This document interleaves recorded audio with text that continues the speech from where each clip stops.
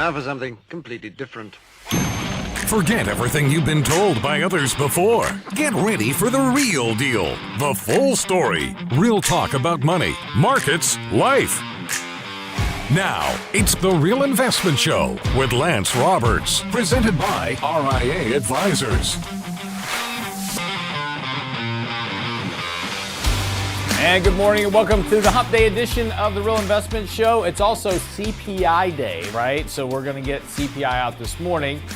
This comes on the heels of yesterday's PPI report that came in a little bit higher than expected yesterday. And initially the markets, and we kind of talked a little bit about this yesterday morning, and the markets you know, can kind of be anywhere depending on both that report as well as Jerome Powell's speech yesterday. Both of those had an implication for the markets. This morning, we will not have a Before the Bell video coming out because Brent has a commitment to get to this morning. We will return with our Before the Bell video tomorrow, but that gives me a little bit more time this morning to kind of go through where we are in the market and talk about a couple of different things as well. So a little bit more market stuff this morning here in the open. So yesterday, the markets did close up here right at highs. Now, again, yesterday morning, the market started off fairly weak on the back of that PPI number, but when that number came out, it was very high. It came in at 0.5 versus 0.3 with the expectation.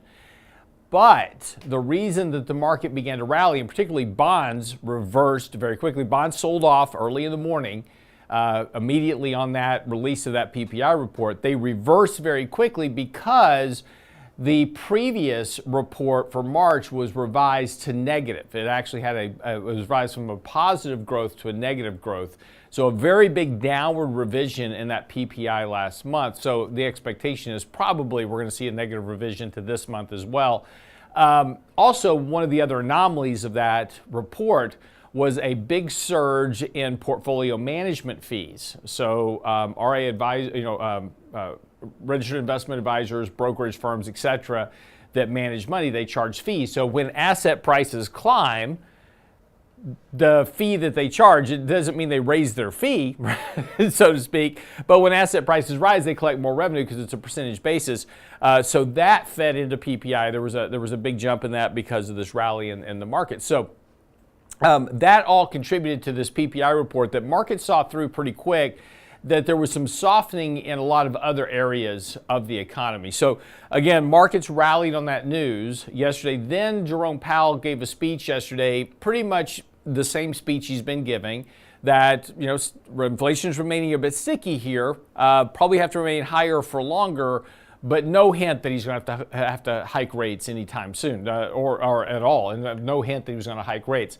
That all fed into kind of a, starting about mid-morning yesterday, started a fairly ferocious rally that ended the markets higher. And we closed right at all-time highs. Not quite an all-time high yet for the markets, but very, very close to it. So again, this morning, all eyes are going to kind of focus on that CPI report. Is it going to be weaker, hotter, et cetera? Now remember, we've had 5 months in a row where CPI came in hotter than expectations. So, statistically speaking, if we have a weaker report this morning, just on odds that we may have gotten the guess right, we could see another advance in the markets. Again, that's going to feed into this idea that the Fed will cut rates, probably increase the expectation of rate cuts sometime this year. So that's going to be the big mover. However, upside is probably somewhat limited. Again, as we've been talking about, markets are back to very overbought conditions. And again, this can stay this way for a while, as we've talked about before.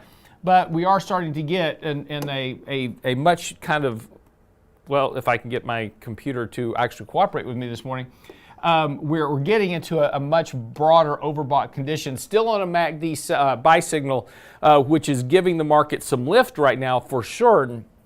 But this kind of bottom that we put in here previously has all kind of been set up for this rally that we've had, taking us back to new highs. But now we're getting back to more overbought conditions, which may just simply limit upside here near term. Again, doesn't mean that the markets can't go higher, but whatever advance we make is likely going to be a little bit smaller.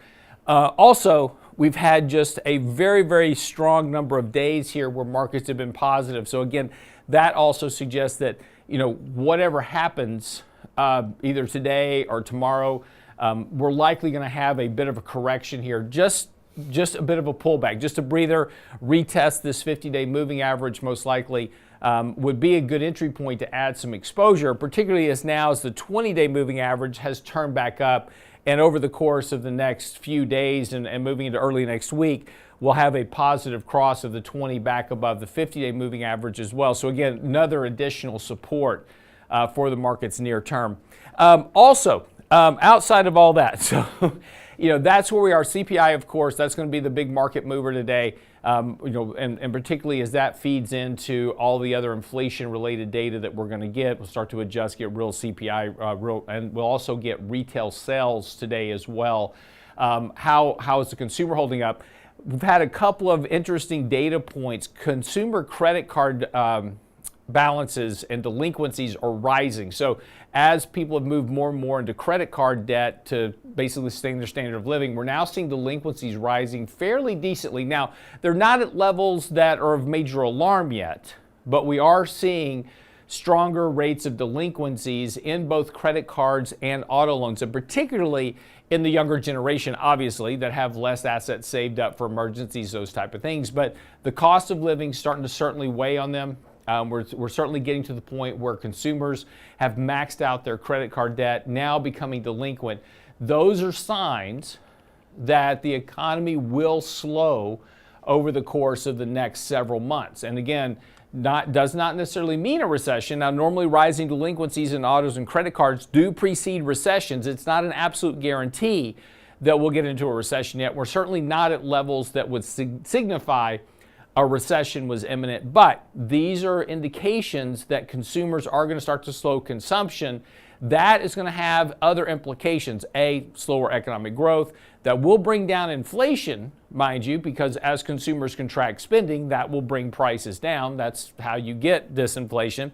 But more importantly, it's going to impact earnings. And right now, earnings estimates for this year are very, very elevated. So again, if we begin to see slower rates of economic growth, those earnings expectations, which have been really kind of the base support for this rally in the markets over the last several months, has been this increased idea of earnings, rate cuts, etc., more accommodations, stronger earnings. If we begin to see slower economic growth, that will translate into slower rates of earnings growth, and that will also lead to potentially a repricing of the market at some point. Now, again, not a major crash, I'm not saying that, but where we've got to have a fairly decent 10, 15% correction at some point over the next year or year and a half in order to realign earnings reality, particularly if we do see slower economic growth as consumer delinquencies would suggest. We're going to have that realign itself with the market. So again, markets are very advanced here. We are overbought on longer term basis as well. Valuations are still elevated. So all that is going to feed into an environment where if we do get slower earnings growth, that's going to impact markets. So again, just something to be aware of. Watch this consumer delinquency data because it is important in its respect of economic activity. And of course, economic activity ultimately is what feeds into the earnings growth for all of these companies. Okay. On the website, Michael Leibowitz's new article is out today as well. We had an article out yesterday that we discussed a bit. That's all on the website right now, realinvestmentadvice.com. Make sure you get subscribed. We have our weekly newsletter. You'll get a weekly newsletter on that list, plus our reports on Tuesdays and Fridays. Of course, subscribe to our daily market commentary that comes out every morning during the week before the market. And also make sure and subscribe to our YouTube channel, right? We appreciate it. But lots of information there to help you manage all your money better. realinvestmentadvice.com. Be right back with Danny Ratliff. Right after the break, we're going to talk a little bit about Bitcoin this morning. Don't go away.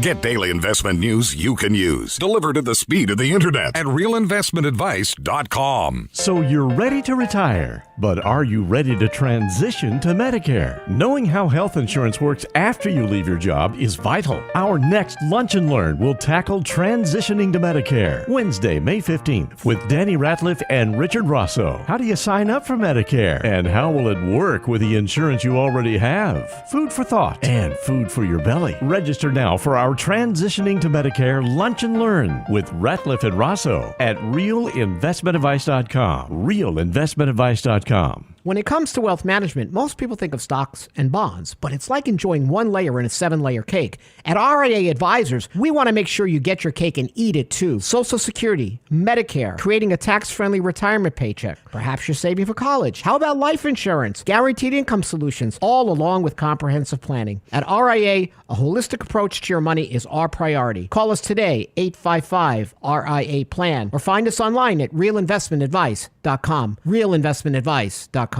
The Real Investment Show. Small businesses are discovering that attracting and retaining top talent come down to more than just salary. In today's highly competitive job market, compensation is more than just wages. Hi, I'm Tom Allen, RIA Advisors Retirement Plan Consultant. Healthcare and retirement plans can make the difference in hiring and retaining the best employees. We can show you how to build an affordable, effective employment package that delivers true value for your workers and your business. Call me toll free at 855-RIA-PLAN or online at realinvestmentadvice.com. And now, another page from the Real Investment Advisors Investing Manifesto. Bulls win in bull markets. Bears win in bear markets. Eagles soar above and take advantage of opportunity. Let us help you soar as you reach your financial goals with RIA Advisors. Neither bull nor bear. RIA Advisors, 281-501-1791 or online at realinvestmentadvice.com. You're listening to The Real Investment Show.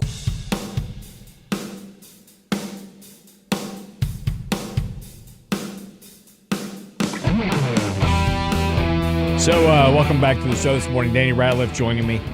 So I was just talking to Brent off air here a second ago because Brent has a depth of musical talent. The guy is just very, very talented all around. And I've been watching a lot of streamers lately, just trying to get ideas for how to make our show better and how to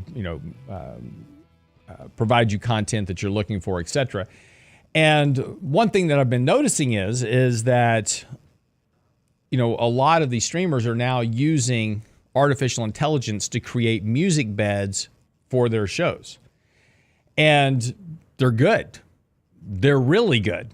And the music beds are. Not necessarily the streamers, but the music beds are really, really good. And what's amazing about this is that you can't tell that this isn't a live band. You type in your lyrics, you select the vocal style you want, the instruments you want, the type of music. I want rock, I want country, whatever. And it generates the song for you. And they're good. And the interesting thing about it is that, we talk about this impact of AI and how this will ultimately impact, people's lives and things like that. But the one thing I don't think that we're taking into full account is that you won't need artists in a lot of cases, right? I mean, literally, we use AI right now to generate images for our website. So I just don't buy images anymore from stock photographers that we used to do. You've got artificial intelligence now. You can, create images of people talking, producing, ads, commentary. I mean, it's not that far of a stretch to think about where the future of that goes for making movies, making series, those type of issues, all with artificial intelligence. In fact, ChatGPT, OpenAI, the people behind ChatGPT, just discussed yesterday that they're now exploring I always have to say this in my head so I get the initials right, NSFW content.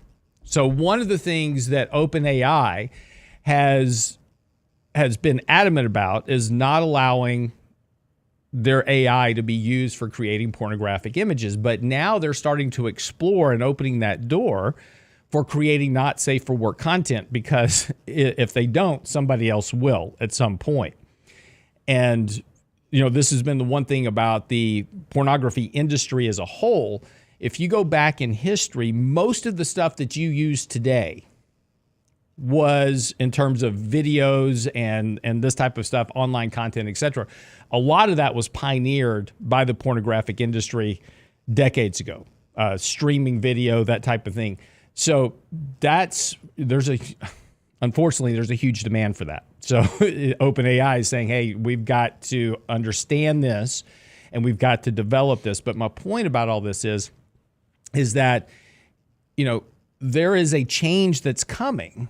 And I don't think we fully appreciate just how powerful AI is and the impact that it's going to have on employment down the road. Because again, you're starting to talk about replacing a lot of things. I mean, if you can make an artificial Taylor Swift, it's over for the music industry as a whole. So But why would you want to? well, I'm just saying.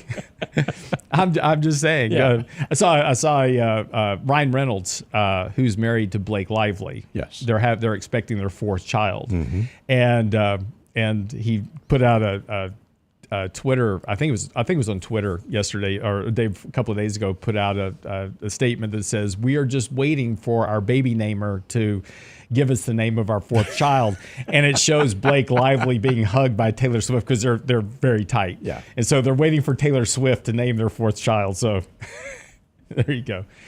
But anyway, it's just very interesting how, even in its fledgling state now, you can see where artificial intelligence is going to have some impact. And this is very different. I mean, if we go back, I remember, Danny, when I was growing up, when the internet was first coming around, my dad's like, oh, the internet's going to take everybody's jobs, right? And he wasn't too far off, right? Because we did, through having the internet and the .com revolution, et cetera, we were able to reduce workforces, and we were able to shift a lot of work into being more productive, right? And that's just all about technology increasing productivity. And I've used the example with Brent and myself, 20 years ago, to do a radio show, you'd have to have 5-6 people. You'd have to have a producer and all kinds of people involved in actually producing a radio show, not much less a streaming radio show where you're streaming live video and producing a radio show all at the same time. Now it's me and Brent, and Danny comes in to hang out. So, That's right. But mostly it's just 2 people, and that's all technology. So how many people did we displace with technology? And if you just kind of migrate that thought process to what AI is potentially going to do to the workforce, it's kind of scary a little bit. It is. I can remember 20 years ago, my dad was telling me, like, hey, you need to find a new line of work. E-Trade's coming along. They're pretty hot. This isn't going to work. Right. And it's true. It has, E-Trade and online trading, Robinhood has certainly changed the dynamic. It has changed a lot. To a lot. And then, but again, we're working for SimpleVisor, which is our online research platform, which you can try free for 30 days if you want. We just did a whole new facelift to it. It looks great. But one thing we're exploring on that right now is building an AI stock selection tool. So basically, you'll log onto the website and the AI will generate 10 stock picks for you every time you log on. So, but again, it's not too long before AI goes, oh, we don't really need financial advisors anymore. It can do all of that. No, right? but I think you're right, but I think you're wrong in some ways too. I mean, we've already seen a major shift, and I think a lot of it has been good within the financial industry in the sense of, we don't see as many brokers. You don't have the big commission sales. Right. That's changed quite a bit. Yep. And you're seeing more of a push towards the fiduciary, line of business, right, which is fantastic. But there's a lot of people that now they have the ability to trade. They're comfortable with it. And they can do so where, used to be you're calling a broker, trying to make a phone call. If you can get through their line, especially if things are crazy. And that's how you replace a trade. And I will tell you, though, that was probably better for the investor back then. Well, because it made people hold things longer. They slowed down. Yeah. I couldn't panic sell things because the phones were busy when I called. And yeah, people just held things for longer. And again, it took 2 days to get an earnings report into the Wall Street Journal before you could read it. So, and if you missed by a penny, people were like, yeah, okay, it's a penny. Well, when I started, I had clients who had, they basically had graph paper they were doing spreadsheets on. They were using that by hand, going through the paper. And that is how they would get their information. They'd go through the Wall Street Journal, Houston Chronicle here in town, and they would chart the stock. Yeah. They'd go through, they'd find fundamentals, they'd go pull it all together.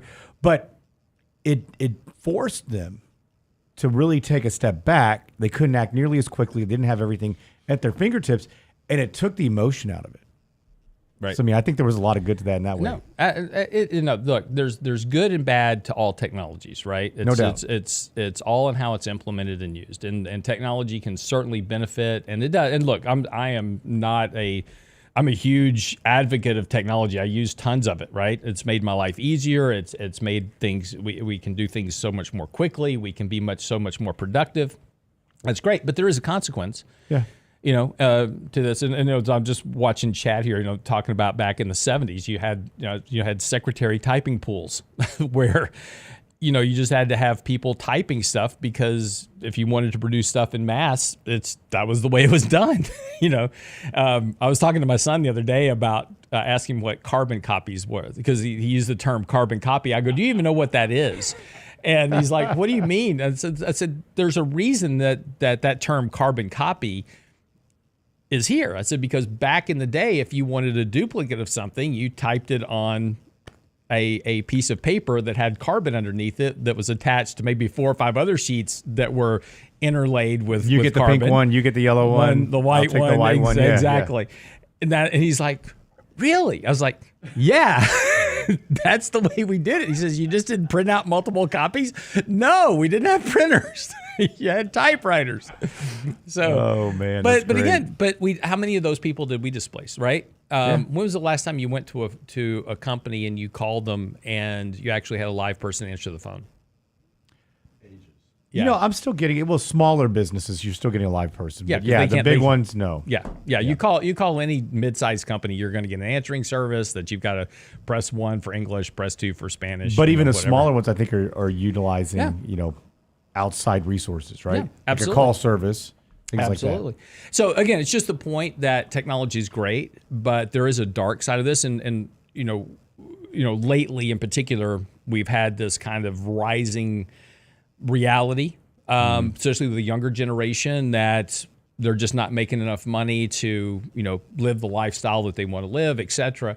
But this has all been part of wage suppression over time. I produce a chart on a pretty regular basis about the differential between corporate profits and numbers of employees.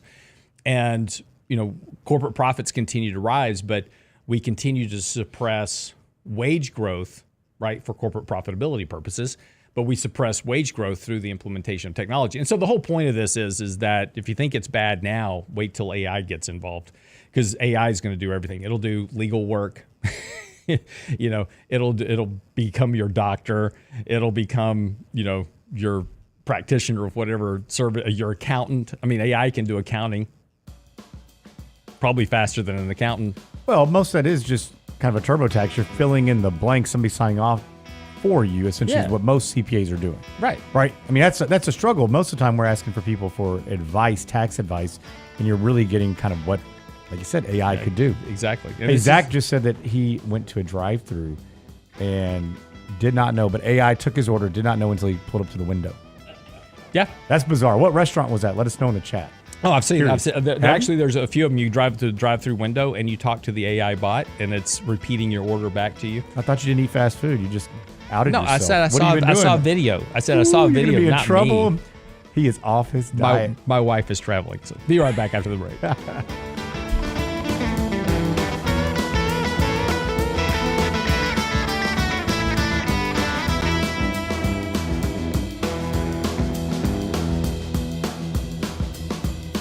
The Real Investment Advice blog. It's required reading for the informed investor. Catch it today at realinvestmentadvice.com. So you're ready to retire, but are you ready to transition to Medicare? Knowing how health insurance works after you leave your job is vital. Our next Lunch and Learn will tackle transitioning to Medicare. Wednesday, May 15th, with Danny Ratliff and Richard Rosso. How do you sign up for Medicare? And how will it work with the insurance you already have? Food for thought and food for your belly. Register now for our Transitioning to Medicare Lunch and Learn with Ratliff and Rosso at realinvestmentadvice.com. Realinvestmentadvice.com. realinvestmentadvice.com. Hi, Lance Roberts here. If you're like most people, your 401k plan represents the bulk of your retirement assets. And unfortunately for many, managing your 401k plan can be difficult. There's so many choices, so many things to consider. With just a quick email, a couple of questions, you can put RIA advisors to work for you managing your 401k plan. Just simply click Ask a Question at realinvestmentadvice.com or give us a call at 855-RIA-PLAN. That's realinvestmentadvice.com. The Real Investment Show.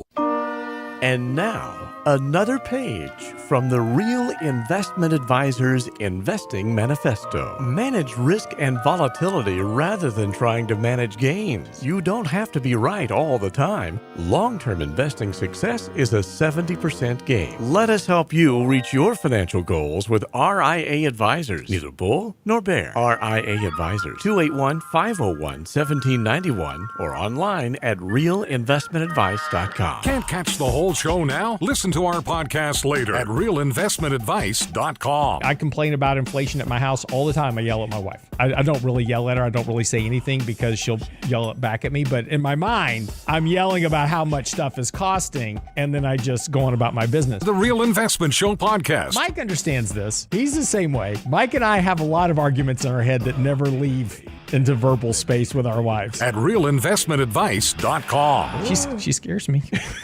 Hey, mine too. It's okay. When it comes to wealth management, most people think of stocks and bonds, but it's like enjoying one layer in a 7-layer cake. At RIA Advisors, we want to make sure you get your cake and eat it too. Social Security, Medicare, creating a tax-friendly retirement paycheck. Perhaps you're saving for college. How about life insurance, guaranteed income solutions, all along with comprehensive planning. At RIA, a holistic approach to your money is our priority. Call us today, 855-RIA-PLAN, or find us online at realinvestmentadvice.com. realinvestmentadvice.com. Health and financial security touches everyone within your organization. Offering benefits for all doesn't need to be complicated. Hi, I'm Tom Allen, Senior Benefits Consultant at RIA Advisors. RIA Benefits provides independent expertise to find solutions that speak to the mission of your business, the culture you want to establish, and the budget you are able to work within. Book a free consultation with me at realinvestmentadvice.com/retirement, and we'll find a solution that takes care of your most important asset, your people. realinvestmentadvice.com/retirement, realinvestmentadvice.com.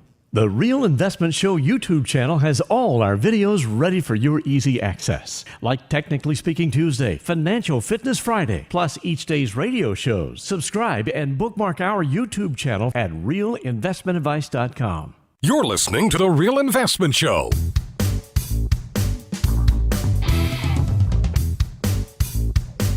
So speaking of AI, we'll transition over into Bitcoin since that was the name of the show today. Interesting article Danny brought to the show this morning. Why Bitcoin will rise to $420,000 and what that means for portfolios. So what's the premise, Mr. McGrimace? Well, it's kind of interesting. The premise on this is essentially that people like you and I are going to start buying them for clients, supposedly. Okay. So, you know, the problem with Bitcoin in general, and I think the reason we've historically stayed away from it is that we can't get any intrinsic value from it. It is simply a supply and demand equation. And, you know, if you think back, you know, this is one of those deals where you're starting to hear like, well, if you remember when Bitcoin came out, it's like, well, if you'd have bought Apple at this time. Right. Yes, that is right. And you know what? And maybe this is the best thing since sliced bread. But at the end of the day, if we're going to buy you a stock and it's a fiduciary, we can say, hey, here are the reasons why. Mm-hmm.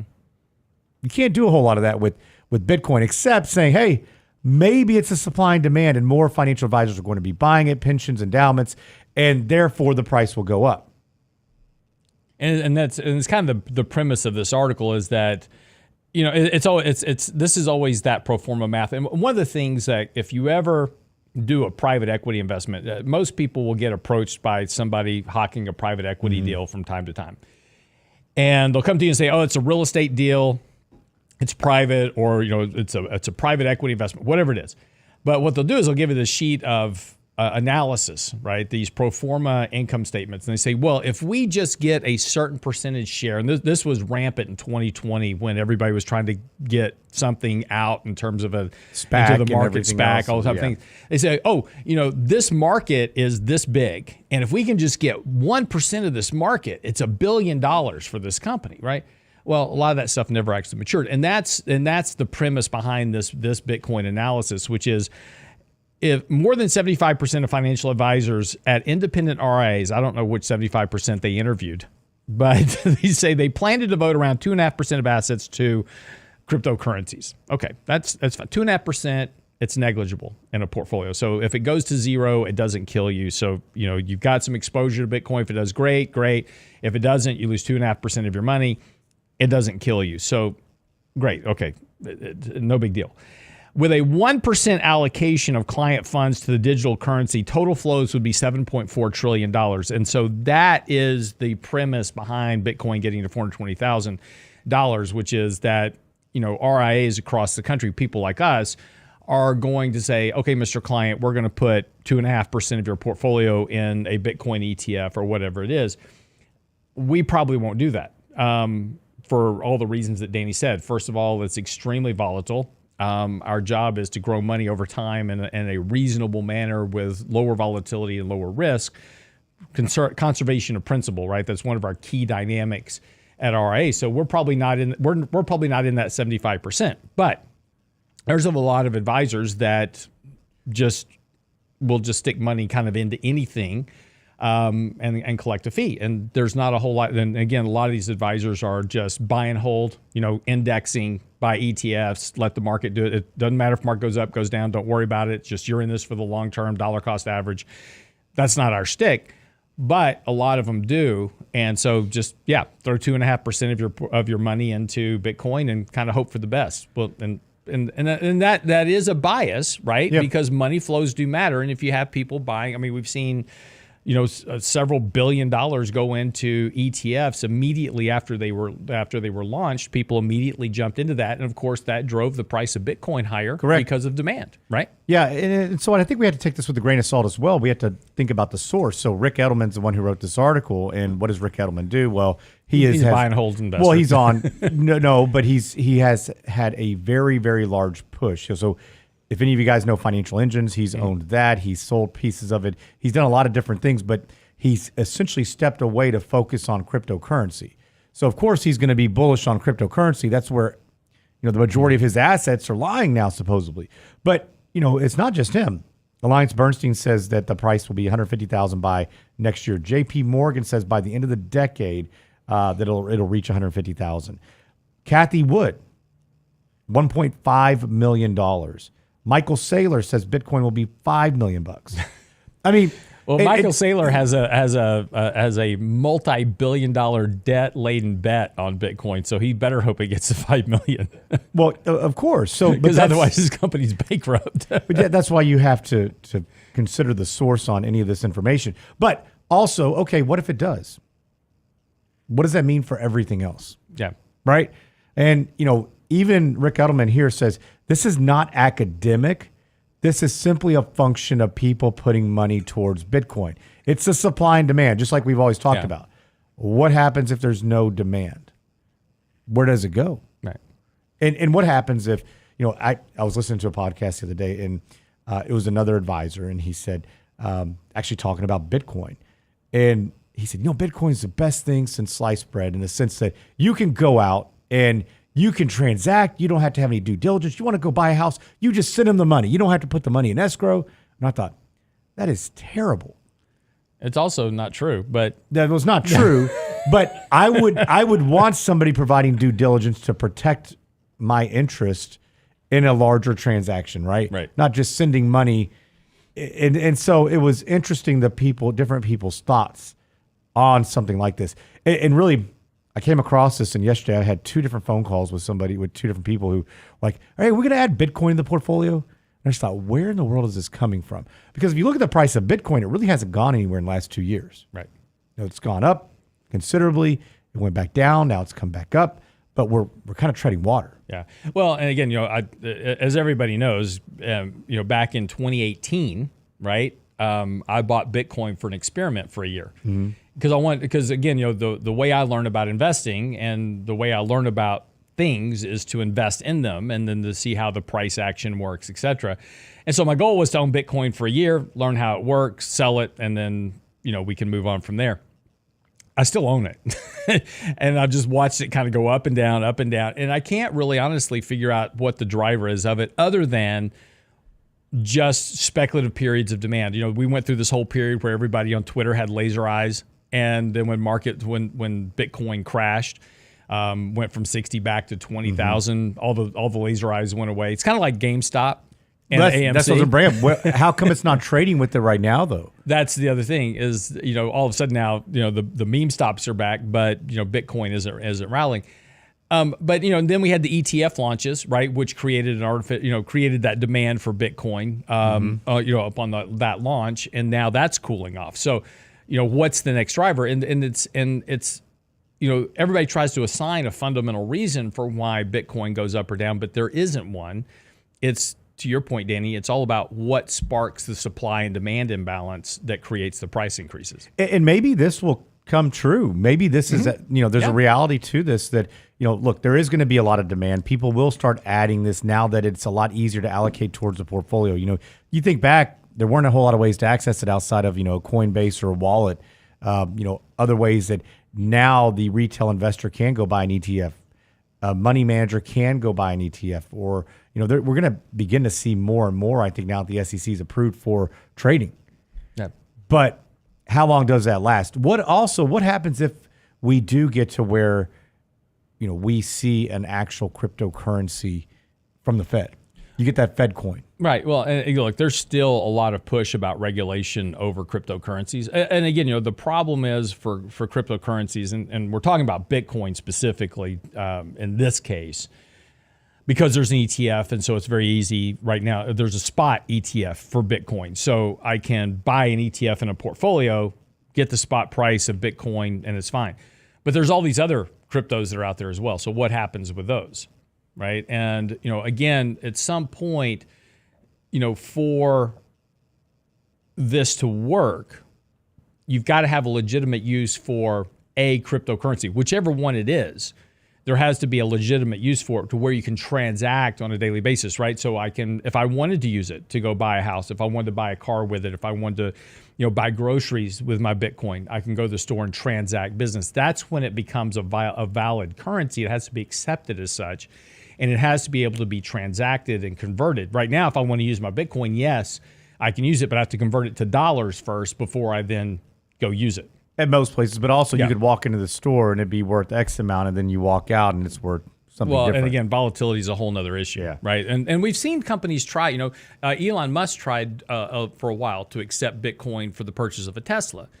But he had to stop that because, and we've seen other companies try this as well. Well, yeah, we've seen homes, title companies allow it, and somebody went and bought a home for like $800,000. By the time it got to the seller, it was worth a lot less. Yeah, and so they stopped that. Yeah. Right, and so that's the other problem is you've got to smooth out the volatility. The one thing about the dollar, love it or hate it, it doesn't move a whole lot in a day. It goes up and down relative to other currencies, but it's not moving 20% in a day. Okay, but you take out the volatility, it's going to lose its sex appeal. Right, of course, but then it's a currency. Currencies aren't supposed to be sexy. Correct. So what is it? Is it a currency or is it a speculative asset? Right now, it's a speculative asset. That's all it is. At the moment, it's all about speculative asset. And you can throw themes around it, it's fine, but it is what it is.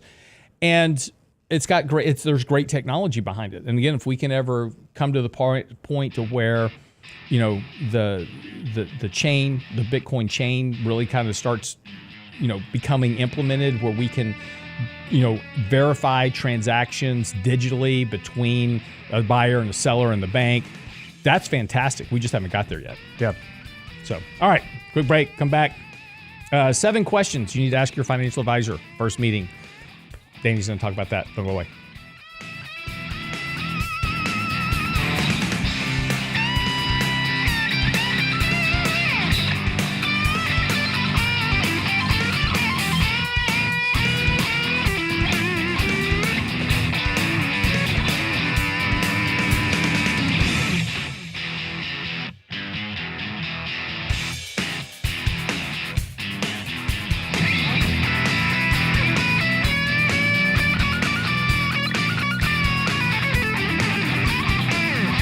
Get daily investment news you can use, delivered at the speed of the internet at realinvestmentadvice.com. So you're ready to retire, but are you ready to transition to Medicare? Knowing how health insurance works after you leave your job is vital. Our next Lunch and Learn will tackle transitioning to Medicare, Wednesday, May 15th, with Danny Ratliff and Richard Rosso. How do you sign up for Medicare? And how will it work with the insurance you already have? Food for thought and food for your belly. Register now for our Transitioning to Medicare Lunch and Learn with Ratliff and Rosso at realinvestmentadvice.com. Realinvestmentadvice.com. Small businesses are now being challenged by the lack of employees and how to attract and recruit the best employees. To get the better employee, you'll have to offer a better package. Hi, I'm Tom Allen, RIA Advisors Retirement Plan Consultant. Don't assume a 401k plan is too costly or complicated for your small business to offer. Let us show you how to make the most of an affordable and effective plan that will deliver true value for your business and your employees. Call me toll-free at 855-RIA-PLAN or online at realinvestmentadvice.com. That's realinvestmentadvice.com. The Real Investment Show. When it comes to wealth management, most people think of stocks and bonds, but it's like enjoying one layer in a 7-layer cake. At RIA Advisors, we want to make sure you get your cake and eat it too. Social Security, Medicare, creating a tax-friendly retirement paycheck. Perhaps you're saving for college. How about life insurance, guaranteed income solutions, all along with comprehensive planning? At RIA, a holistic approach to your money is our priority. Call us today, 855-RIA-PLAN, or find us online at realinvestmentadvice.com. Realinvestmentadvice.com. And now, another page from the Real Investment Advisors Investing Manifesto. A passive investment portfolio requires active risk management. It's not a choice, it's necessity. Diversification doesn't protect against risk of loss. Let us actively help you reach your financial goals with RIA Advisors. Neither bull nor bear. RIA Advisors, 281-501-1791 or online at realinvestmentadvice.com. You're listening to The Real Investment Show.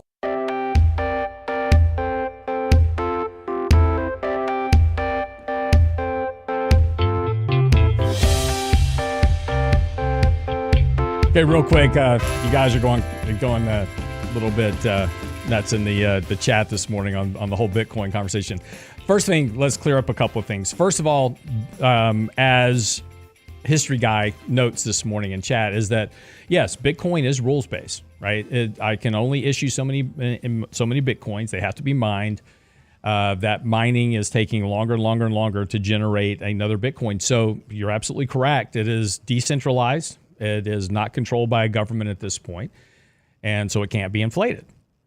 That's absolutely a correct statement. Absolutely nothing wrong with that. Problem is, I can create a currency tomorrow. I can create my own Bitcoin. And this is why there will be an eventual regulation of all cryptocurrencies. Again, this is why you can't go print $100 bills in your basement without being arrested and sent to prison, because only the government controls the capital flows within an economy. And the reason is that's how you maintain and keep economic growth somewhat stable, by controlling the currency flows within the U.S. There's a big misnomer that the Treasury prints currency and that the Fed just prints currency every day. There is a relatively fixed monetary supply that is based roughly on economic growth over time. So when the Federal Reserve is monetizing debt, and yes, they do that by crediting reserves. They're not printing money. It's a big difference. And this is why you never had inflation over the last 10 years until the government sent money directly to households. That's when you printed money. You had a big surge in monetary supply at that point. The problem, though, ultimately is that the government is going to create its own central. If cryptocurrency does manifest into a manner that, and the government wants this, the government wants everything to become digital. They don't want you carrying cash, right? Because they can't track it. So if I can't track cash, then I'm going to move everything into a digital basis, a digital form, so I can track it, which means they will then regulate and say the only valid cryptocurrency is going to be the one the government issues. And so all other cryptocurrencies will be basically relegated into the dustbin of history because they can't be controlled, as you stated correctly, by the government. Now, they'll be there. But as I said earlier, there was another comment that, what, Bitcoin can't be used to buy stuff? It can't, right? You can't buy anything with Bitcoin directly. There's, I shouldn't say that. That is a handful of small places. There's a handful of small places, yes. But in general, if you want to buy groceries, gas, that type of thing, you have to convert your Bitcoin back to dollars in order to go make that purchase, right? So by and large, the large majority of purchases, I won't say all of them, but a large majority of them, are going to be driven by whatever the central currency is of the United States. And it has to be whatever that is. Everything else will be regulated. And there's still movement in the government now to regulate all current cryptocurrencies, period. That's going to come. There will be a full-fledged regulation of cryptocurrencies at some point, has to be, because the government has to control the flow of currency. That's just basic economics. If you just have a anarchy of currencies and anybody can create a currency, you will destroy your economy. And again, this is the problem. If there was only one Bitcoin, right, and that was the only cryptocurrency, right, just Bitcoin, no Solana, no Cardano, no Shiba Inu, no Dogecoin, right, all those. If there's only one, we might have a conversation to have. But the fact that anybody can create a cryptocurrency as of tomorrow, that becomes your problem. So you would have complete anarchy in the financial system if anybody could just create a currency. And talk about inflation. It would be out of control at that point because you can just create a currency. So anyway, it's a good point. Yes, it is decentralized. It is rules-based. But it will ultimately be regulated. And and whatever central bank in whatever country, they will move to have their own central bank digital currency at some point. All right. So. Yeah, it's just a precursor to what's to come, right? Yeah, exactly. Okay. You've had a couple of interesting conversations this week. So I've been having a lot of conversations and with people who've never had a financial advisor before. And, people manage their own money. So kind of interesting. We were just talking about E-Trade and kind of the adaptation or adoption of more AI technology and how some people have really ran with that, right? And so there's a lot of you out there that are manage your own funds. And I've had a couple conversations here over the last week where, hey, I've never had an advisor, just really wanted to call you guys, get an understanding as far as what you do. I don't even know what to ask. And so really thought we'd just break it down. I think if you've never used somebody and you aren't real familiar with what to do or what to look for, it may be a little bit overwhelming and you may not know the questions to ask. Now you can Google and probably find a number of things. But for somebody that's done it themselves, I think one big thing, and so I'll take a step back a little further. In fact, I had yesterday 2 different people manage their own money, have been doing so for a very long time. In fact, one was a money manager. And said, you know what? I've got to take a step back. I need somebody who can help manage our funds because if I'm not here, my wife has never done this. What should I be asking? What type of questions? Another gentleman, same type of scenario. Wife's a little bit younger, going to need some help. Hey, what happens when I'm not here? And I think the big thing initially is number one, find somebody you can trust. Build some type of relationship, get an understanding. I think that's going to be crucial. But sometimes you don't have that element of being next door to somebody, right? We work with a lot of people that are all over the country. And so you may never meet face to face. But does somebody's philosophy align with yours? We're not for everybody. I mean, if you've ever called in here and if you talked to anybody on our team, if you said, hey, my goal is to beat XYZ index each and every year, we're going to say, hey, we're not a good fit. Now, if you're looking for somebody who can help mitigate risk, a little bit more active money manager, we're not your buy and hold firm, participate to the upside, all day long, we can help. Looking at holistic approaches, how do you look at the big picture? And not only is it about, protecting assets on the way down, trying to mitigate that risk. We can never completely avert that, but also participating to the upside. But then how do we keep more money in your pocket from Uncle Sam? That's extremely critical. And so philosophy does that align? Because we also visit with a lot of people who have just been buy and hold. Hey, we don't ever touch it. But we're going to be a little different. As Lance would say, we're going to trim the garden from time to time. We will take profits. We will reduce exposure. We will increase it as well. We're not your traditional firm that's just going to adhere to a modern portfolio theory where we blanket invest in every single asset class. So if I was talking to somebody, the philosophy is going to be extremely crucial. But are you a fiduciary? Whose interests are first? Is it mine, the client, or is it yours, the advisor? I think that's extremely important. And so get a very good understanding as far as what that means.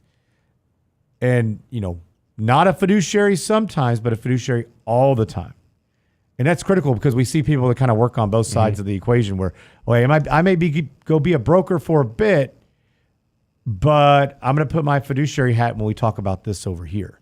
So make sure that this is something that's spelled out and you have a very good understanding on. Another one is, what are the values? What are you trying to accomplish? Do you guys align? And I think there's sometimes a lot can be put into this and sometimes a little. Lance, sometimes you buy companies that people just say, I don't like them. Our values don't align. And you may say, well, if it makes money, right? And so as an advisor, though, and as a client, what can you do in that instance? I tell people, hey, if you hate that company or I've done business with these guys, they're bums, get me out of here. Great. We'll sell the position and restrict it. We won't go back to it. Yeah. But understanding that, what is the fee structure? How do you pay for an investment? We talked about, how we think that the artificial intelligence and AI and the easy access to things has changed the financial industry where you don't see nearly as many brokers. You have a lot more, true advisors. And I think that's been a positive thing where, an advisor now, it used to be an advisor just talked about stocks and bonds. But now, we've kind of joked, Richard and I have, sometimes you're a life coach. Sometimes you're dealing with a lot of different things and a lot of different moving parts. Today, we're doing a lunch and learn here in the office on Medicare. A lot of advisors used to never touch Medicare, Social Security, long-term care. How do you take distributions? How do you accumulate wealth? So understanding the difference between a broker and the fee structure, but then also what you're getting for within that fee structure. Is it just to manage money? Or are you going to be getting other services along the way that are going to help benefit, the overall big picture? And I think that's extremely important. And I think sometimes, Lance, that's overlooked because people have been accustomed over the years to just paying for one thing. And a lot of money managers don't do any financial planning. And that's fine. But know that when you're getting into it. Also, from a fee perspective, what type of investments are they purchasing? Are they charging you a fee and then charging another fee by going out and purchasing a separately managed account? Are they buying mutual funds for you? Are they buying stocks, individual bonds, ETFs, things that are going to reduce your cost over time? Yep. I think these are all things. We could talk about this for a long time, but really wanted to broach that topic because we've been getting so many questions here recently on, do I need an advisor? I think that's another question we can talk about later, a topic for another show. But do you need somebody? What do you ask? And then what does that look like moving forward? How do you work together? That's right. Great points. All right. Ready to wrap up the show for the day. Of course, CPI out here in 30 minutes. We'll cover it tomorrow. Michael is on vacation, so it'll just be me tomorrow. But we will go through the CPI report today as well as the retail sales numbers. Take a look at that tomorrow and what that potentially means for the markets today. We'll find out. But again, expect some volatility this morning, and we'll cover it tomorrow on the next edition of the Real Investment Show. Have a great day.